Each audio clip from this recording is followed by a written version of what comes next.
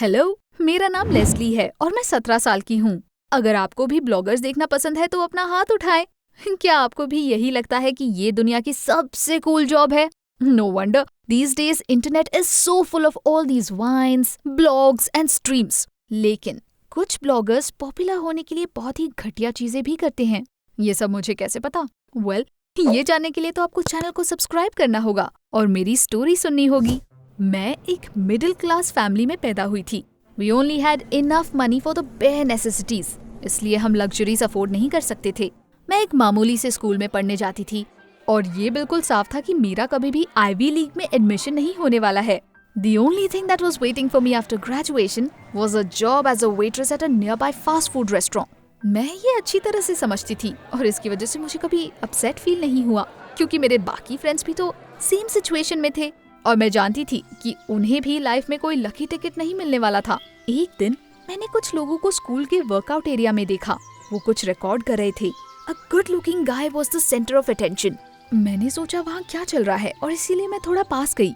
मुझे पता चला कि वो उस लड़के के ब्लॉग के लिए एक वीडियो रिकॉर्ड कर रहे हैं।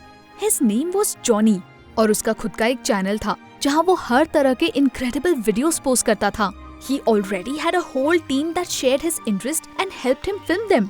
मैंने उन्हें काम करते देखा और वो मुझे काफी कूल लगा। मेरी ग्रे लाइफ में कुछ नया आ गया था। मैं भी उनके साथ चिल करना चाहती थी। जब जॉनी ने मेरी बात सुनी तो वो स्माइल करते हुए कहने लगा, Why not? मैं हमेशा क्रिएटिव लोगों की तलाश में रहता हूँ, especially if they are as cute as you. ये सुनकर मुझे बहुत अच्छा लगा और इस तरह मैं जॉनी की टीम का हिस्सा बन गई। We shot different videos and the whole thing fascinated me more and more by the day. मैंने अपनी बहुत सारी क्लासेस मिस करनी शुरू कर दी और उसके स्टूडियो में ज्यादा से ज्यादा हैंग आउट करने लगी। Of course, मेरे पेरेंट्स ने ये नोटिस किया कि मैंने पढ़ाई कम कर दी है और उन्होंने मुझे होश में लाने की बहुत कोशिश की। वो बार बार बोलते रहे कि मुझे अपने फ्यूचर के बारे में सोचना चाहिए।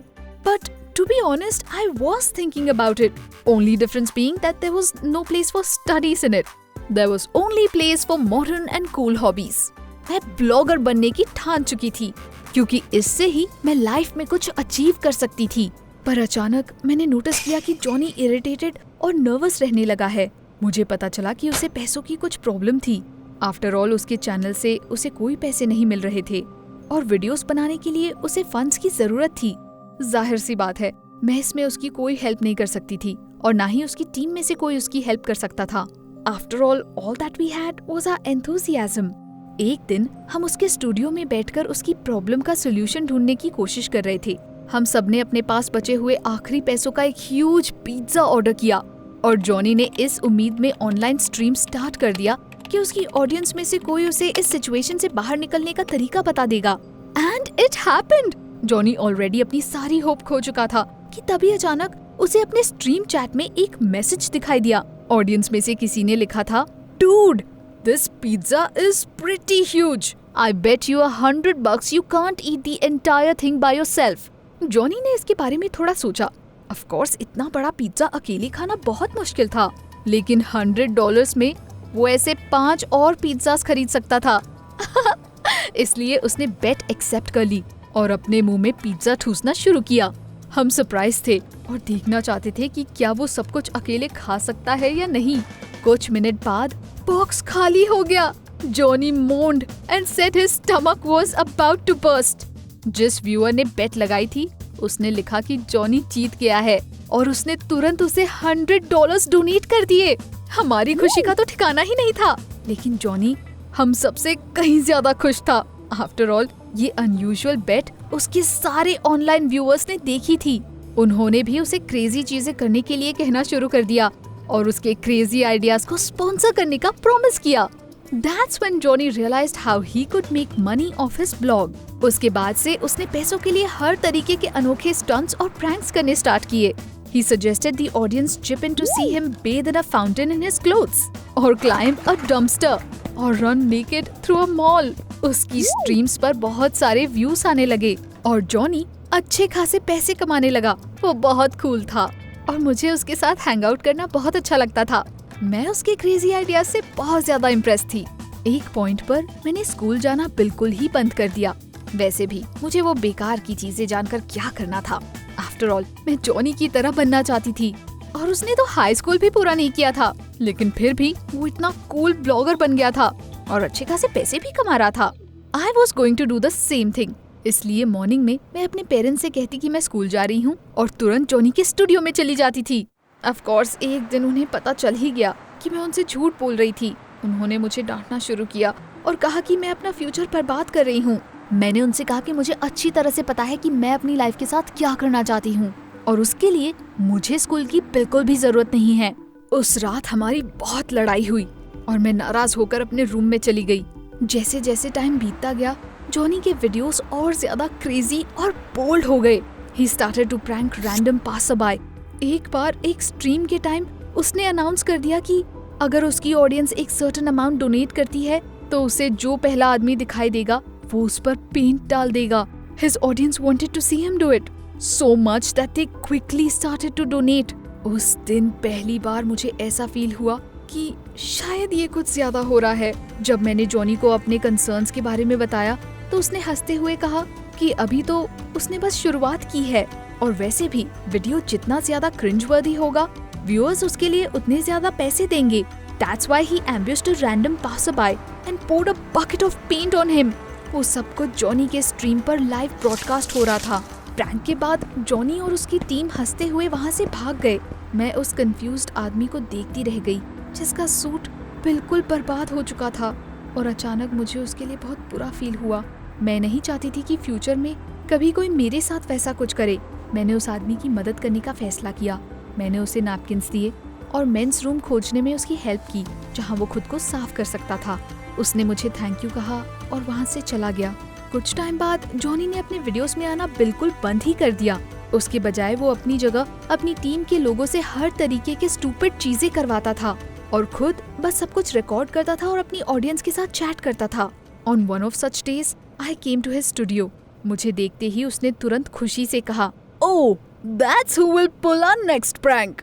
मैं थोड़ा घबरा गई। अब वो क्या करने वाला था? जॉनी ने अपनी ऑडियंस से कहा कि अगर वो एक सर्टेन अमाउंट डोनेट करते हैं तो मैं किसी स्ट्रेंजर की car चलाऊंगी। What? That was taking things too far and I immediately refused. लेकिन ये सुनकर जॉनी सीरियस हो गया और उसने गुस्से में कहा, तुम हमारे साथ इतने महीने से हैंग आउट कर रही हो और अभी तक तुमने कुछ नहीं किया। It's high time you became useful. Audience ने चैट बॉक्स में मेरे बारे में नेगेटिव कमेंट्स करने शुरू कर दिए, इसलिए मुझे उसकी बात माननी पड़ी। They quickly collected the amount Johnny was asking for और उसके बाद हम वीडियो शूट करने गए। जॉनी ने मॉल के पास खड़ी सबसे पहली कार चुनी। उसका ड्राइवर अभी अभी स्टोर के अंदर गया था और उसकी चाबी लॉक में ही रह गई थी। मैं तुरंत कार के अंदर बैठ गई और उसे चलाना शुरू कर दिया। उस वक्त मुझे ये समझ नहीं आ रहा था कि मैं क्या कर रही हूँ और ये क्यों कर रही हूँ। आई गेस मैं बस उन व्यूअर्स को डिसअपॉइंट नहीं करना चाहती थी जो उस वक्त मुझे देख रहे थे। Johnny was driving his car next to me and filming me for his stream. हम थोड़ी ही दूर गए थे कि तभी मुझे पीछे से पुलिस के सायरन की आवाज सुनाई पड़ी। Oh no, not that! ऐसा लग रहा था कि मैं बहुत बड़ी मुसीबत में फंस गई हूँ। मुझे रियलाइज हुआ कि मुझे जॉनी की बात नहीं माननी चाहिए थी। He was shouting at me from his car not to stop because the number of viewers kept growing. मैं भी किसी मुसीबत में नहीं पड़ना चाहती थी, इसलिए मैं पुलिस से भागने की कोशिश कर रही थी, लेकिन मुझे अच्छे से ड्राइविंग भी नहीं आती थी। इसीलिए एक पॉइंट पर पुलिस की कार ने मुझे ओवरटेक कर लिया और मेरा रास्ता रोक लिया। मुझे रुकना ही पड़ा। जैसे ही मैं बाहर निकली, पुलिस ने तुरंत मुझे पकड़कर अरेस्ट कर लिया। Oh please, not that. उसके बाद जॉनी की कार मेरे बगल में आकर रुक गई और उसने सरप्राइज्ड होकर मुझे अपनी विंडो से देखा। Johnny, help me! मैंने चिल्लाकर कहा, लेकिन उसने पुलिस को कहा कि उसने मुझे पहली बार देखा है और वहाँ से चला गया। He left me. मुझे यकीन नहीं हो रहा था कि वो मेरे साथ ऐसे कैसे कर सकता है। I want a lawyer. मैं बस इतना ही बोल पाई और उसके बाद उन्होंने मुझे पुलिस की कार में डाल दिया। इस तरह मैं स्टेशन में आ गई। मुझे नहीं पता कि अब आगे क्या होने वाला है। I just felt scared and wronged. मुझे यकीन नहीं हो रहा था कि उस लफंगे जॉनी पर मैं इतना सारा टाइम कैसे बर्बाद कर सकती हूँ। मुझे समझ आ गया था कि वो बस मुझे यूज कर रहा था and there was no limit to how low he would stoop for hype and money. मैं उसकी तरह नहीं बनना चाहती थी, लेकिन अब बहुत देर हो चुकी थी। मैंने पहले ही अपनी लाइफ बर्बाद कर ली थी। After a while, a policeman came and told me the lawyer I had asked for was waiting for me. मैं मीटिंग रूम में उससे मिलने गई जब मैंने उसे देखा तो मुझे अपनी आंखों पर यकीन नहीं हुआ।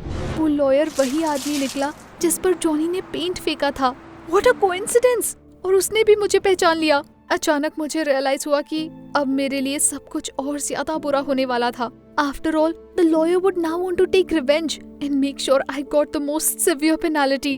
लेकिन अचानक उसने स्माइल करते हुए कहा, लगता है तुम गलत लोगों के चक्करों में फंस गई हो, but you still have compassion and moral principles. इसलिए मैं तुम्हारी हेल्प करूंगा। आप सोच भी नहीं सकते कि उस वक्त चीजें ठीक करने का दूसरा मौका पाकर मैं कितनी ज्यादा खुश थी। The lawyer said he would strike a deal with the owner of the car and I would not be sued. वो सब कुछ ठीक कर देगा और मैं जल्द ही बाहर आ जाऊंगी। अगले ही दिन मेरे परेशान पेरेंट्स मुझे पुलिस स्टेशन के बाहर मिले। लॉयर ने मुझसे हाथ मिलाया और कहा कि मैं एक अच्छी इंसान हूँ जो बस थोड़ी कंफ्यूज्ड हो गई थी, but I would learn from that whole story and become a better person. Of course मैंने अपने पेरेंट्स की बात ना सुनने के लिए और उनकी एडवाइस इग्नोर करने के लिए उनसे माफ़ी भी मांगी। मैंने वापस स्कूल जाकर पढ़ाई करनी शुरू कर दी। आई हैवंट सीन जॉनी और हिज कंपनी सिंस। अब तो मुझे वो इतना ज्यादा घटिया लगता है कि मैं उसका चैनल तक नहीं देखना चाहती।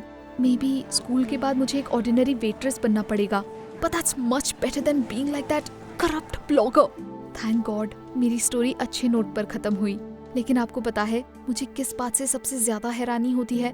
Are there really so many viewers on the internet ready to watch all the nasty things greedy and cynical bloggers do? इसके अलावा लोगों को बुली होते हुए देखने के लिए वो व्यूअर्स पैसे तक देने को तैयार हैं। इसने तो मुझे ये सोचने पर मजबूर कर दिया है कि ज्यादा बुरा कौन है, a blogger filming all sorts of nonsense और viewers paying them for it. उम्मीद है आप में से कोई ऐसी सेंसलेस क्रूरती का फैन नहीं है। नीचे कमेंट्स में मुझे बताएं कि आपका इसके बारे में क्या ख्याल है। I hope there are more good than bad people in this world after all.